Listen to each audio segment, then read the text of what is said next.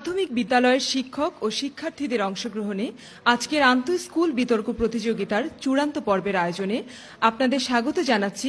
আমাদের আজকের বিতর্ক অনুষ্ঠানে মডারেটর হিসেবে দায়িত্ব পালন করবেন ডিবেট ফর ডেমোক্রেসির চেয়ারম্যান ও বিতর্ক প্রতিযোগিতা এটিএন বাংলার পরিচালক জনাব হাসান আহমেদ চৌধুরী কিরণ।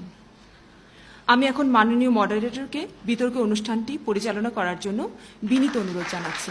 ধন্যবাদ। শুভ দর্শক মণ্ডলী, আপনাদের সবাইকে আমন্ত্রণ জানাচ্ছি ব্র্যাক শিক্ষা কর্মসূচি আয়োজিত আজকের শিক্ষার্থী বনাম শিক্ষার্থী বিতর্ক প্রতিযোগিতা। যে বিতর্কের বিষয় নির্ধারিত হয়েছে বাংলাদেশের উন্নয়নের প্রধান অন্তরায় অতিরিক্ত জনসংখ্যা।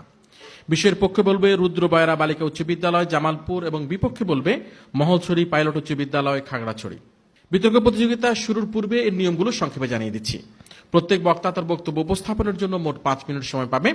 এক্ষেত্রে 4 মিনিটে সতর্ক সংকেত এবং 5 মিনিটে চূড়ান্ত সংকেত ধ্বনি দেওয়া হবে। এছাড়া যুক্তি খণ্ডনের জন্য প্রতি দল থেকে দলনেতা আরও 2 মিনিট সময় পাবে।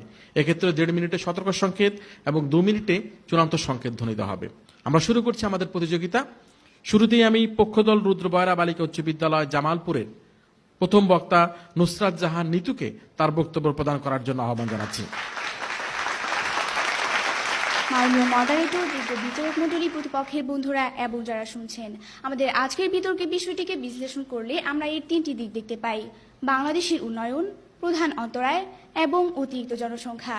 আজকের বিষয়বস্তুর সাথে সামঞ্জস্য রেখে আমরা বলতে পারি উন্নয়ন হচ্ছে এমন একটি চলমান প্রক্রিয়া যা সমাজের অসামঞ্জস্যতাকে দূর করে দক্ষ জনগোষ্ঠীকে সামাজিক ও অর্থনৈতিক ক্ষেত্রে পূর্ণ অংশগ্রহণের মাধ্যমে তাদের আর্থসামাজিক ও মানবিক উন্নয়নের নিশ্চয়তা বিধান করে। জনসংখ্যা দ্রুত বৃদ্ধির ফলে এদেশে নানা ধরনের সমস্যাগুলি সৃষ্টি হচ্ছে, যেমন গণদারিদ্র্য, খাদ্য ঘাটতি, কৃষি জমি হ্রাস, বেকার সমস্যা, নির্ভরশীলতার হার বৃদ্ধি, অপরিকল্পিত নগরায়ন, অতিরিক্ত আবাসভূমি ইত্যাদি। উল্লিখিত সবগুলো অনুষঙ্গই আমাদের জাতীয় উন্নতিকে চরমভাবে বাধাগ্রস্ত করছে, আর যার প্রধান কারণ হচ্ছে অতিরিক্ত জনসংখ্যা।